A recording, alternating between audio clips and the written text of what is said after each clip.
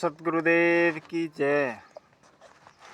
बंदी छोड़ कबीर साहेब की जय। बंदी छोड़ गरीबदास जी महाराज की जय। स्वामी रामदेवानंद जी गुरु महाराज की जय। बंदी छोड़ सुग्रामपाल जी महाराज की जय। सत साहिब। मैं सोनकला से राजदास थारदास, तहसील जालोल, जिला उदयपुर, राज्य राजस्थान। मोबाइल नंबर है 7568208459। सत साहिब। परमेश्वर की पुण्य आत्मा को हृदय दिल से सत साहिब। मेरे गांव और मेरे देश के भाई बहनों को प्यार भरा राम राम। सत साहिब जी और मेरे क्रांतिकारी भाई बहन जो अपने गुरुदेव के षड्यंत्रों के बारे में उद्गार कर रही है, उन प्यारी आत्मा को तहे दिल से सत साहिब।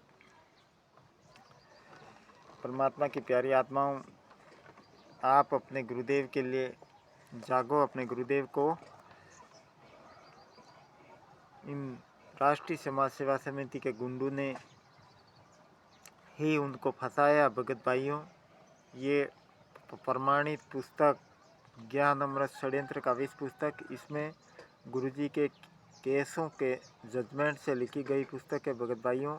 और ये परमात्मा की दया शशिभूषण दास जी पे हुई, तब जाके ये कोर्ट का जजमेंट फाइल की ये बनी पुस्तक भगत भाइयों। इसलिए आप सभी पुण्य आत्माएं अपने गुरुदेव के लिए जागो।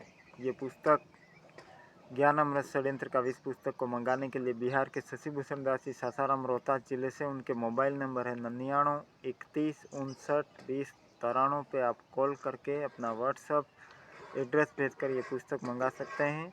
और आपको अपने गुरुदेव के ऊपर जो षड्यंत्र रचा उसके बारे में जानकारी हो जाएगी। उनको किसने उनको जेल में करवाने वाले कौन लोग हैं, या उनको अंतिम श्वास तक सजा करवाने वाले कौन लोग हैं, इसके बारे में जानकारी हो जाएगी। सत साहिब। बंदी छोड़ श्री रामपाल जी महाराज की जय हो।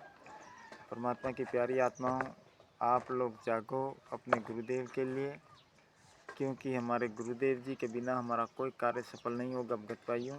आज का मेरा सब्जेक्ट है, पार्ट नंबर 3 है कि गुरुजी को न्यायालय ने कैसे दोषी और क्यों दिया गया भगत भाइयों। इसके लिए ये सब सारा सिस्टम मैनेजमेंट की तरफ से ही था। इन्होंने पेट्रोल बम वगैरह वगैरह जो भी है सब आतंकवादी कृत्य वाला कार्य करके हमारे निर्दोष संत रामपाल जी महाराज को जेल में पहुंचा दिया भगत भाइयों। और हम अपने परमात्मा के बिना हमारा कोई कार्य सफल नहीं होगा भगत भाइयों। हम अपने गुरुदेव को बहुत जल्दी हम चाहेंगे तो आ जाएंगे भगत भाइयों, लेकिन हमें सब मिलकर ये ज्ञान अमृत षड्यंत्र का विष पुस्तक आप पढ़ोगे तो आपको पता चल जाएगा कि आखिर उनको किसने फंसाया है भगत भाइयों। और इनको निकालने के लिए क्या करना पड़ा है वो भी इस पुस्तक में से ही आपको सारा प्रमाण है भगत भाइयों। इसलिए आप लोग जागो, अपने गुरुदेव के पुस्तक को पढ़ो।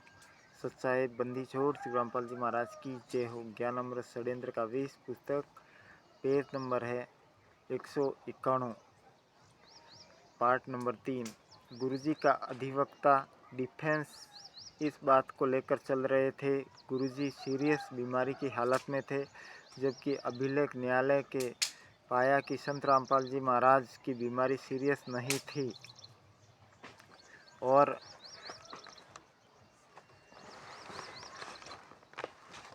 डॉक्टर जलकजा गुरु का आश्रम ट्रीटमेंट के लिए गए थे। गुरुजी का ट्रीटमेंट करने के लिए गए थे। उन्होंने गुरुजी का हृदय गति एवं श्वसन प्रणाली की जांच में नॉर्मल पाया। डॉक्टर एल के जी का कथन है कि इन्हें अच्छे इलाज के लिए अच्छे अस्पताल में शिफ्ट होने के लिए नहीं कहा था भगत भाइयों। ये महेंद्र गुरुजी का भाई इसने झूठ बोला भगत भाइयों को, उनको अच्छे हॉस्पिटल में जाना है, जबकि डॉक्टर ने नहीं कहा था भगत भाइयों। इस तरह गुरुजी के अधिवक्ता यह सिद्ध नहीं कर पाए कि गुरुजी सीरियस बीमारी के हालत में न्यायालय में प्रस्तुत नहीं हो पाए। इसलिए न्यायालय का इस कथन को संत रामपाल जी उनके अनुयायी न्यायालय में आने से रोकने के लिए एकमात्र ड्रामा था, अच्छा बीमारी का बहाना था। इस तरह झूठ साबित हुआ। देखो भगत भाई, इनके अधिवक्ता वो भी बेस नहीं काट रहे हैं भगत भाई। क्यों? ये सब राष्ट्रीय समाज सेवा समिति से मिले हुए हैं भगत भाइयों। तो ये क्यों अपने गुरुजी की तरफ से कोई कुछ शब्द बोले। न्यायालय ने रजनी का मृत्यु का दोषी संत रामपाल जी महाराज एवं अन्य इस कारण से सिद्ध हुआ कि अभियुक्त की तरफ से किसी साक्ष्य द्वारा साबित नहीं किया गया कि रजनी की मृत्यु अभियुक्त षड्यंत्र का परिणाम नहीं है। निर्दोषों औरतों का दुर्भाग्यवश मृत्यु हो गई, अतः परिस्थिति एवं साक्ष्य को नहीं आधार बनाया। न्यायालय ने जो दोषी साबित करने का पर्याप्त साक्ष्य अभिलेख पर उपलब्ध है, क्योंकि अधिवक्ता यह षड्यंत्र ही था कि संत रामपाल जी के विरुद्ध जारी वारंट निष्पादन होने या करने से रोकना। न्याय को इस दलील पर नहीं बनाया जा सकता। निर्दोषों को सजा देने से बेहतर है कि 100 दोषियों को छोड़ना पड़े तो छोड़ दीजिए। दोषियों को छोड़ देना कानून के अनुसार न्याय नहीं है।